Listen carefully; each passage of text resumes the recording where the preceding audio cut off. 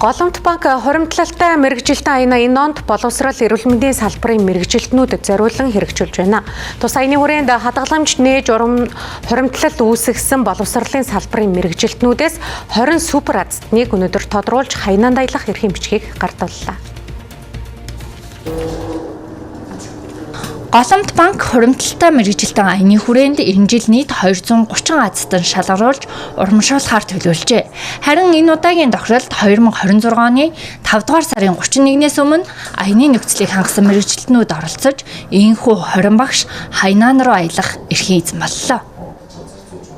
Энэ бол ер нь хоримтлалын ач тусыг бол одоо өнөөдөр ер нь нөлөөл яг мэдэрчил байсан. Тэгвэл би бол хоримтлалын ач тусыг бол өнөөдөр бол бүр гадаадд хаянаанд аялаж амрах ийм эрхээр шагнуулж хамгийн дурсамжтай өөрийнхөө амьдралд бас дурсамжтай дурсгалтай цаг үеийг бүтээх гэж байгаадаа бол маш их баяртай байна. Голомт банкнаас иргэдийг санхүүгийн дархлаатай хоримтлуулах зуршлыг нь дэмжих зорилгоор олон төрлийн урамшуулт аяныг санаачлан хэрэгжүүлдэг.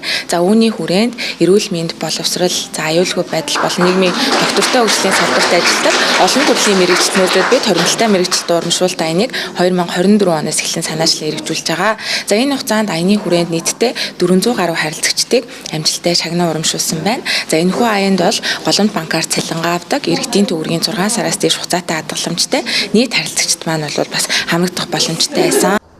Эрүүл мэндийн салбарт ажилладаг мэргэжилтэн эмч нараас дараагийн аялын эрхийн азтнууд ирэх 8 дугаар сард тодрох юм а. Өнгөрсөн онд тус аянаар Батлан хамгаалах салбарыг онцлон цэрэг, хилчид, уурхаачдыг хоримтлалтай болгоход нь дэмжлэг үзүүлжээ. Аяны талаарх дэлгэрэнгүй мэдээллийг Голомт банкны харилцагчийн үйлчилгээний төвийн 18 тэгтэг 1646 дугаараас авах боломжтой.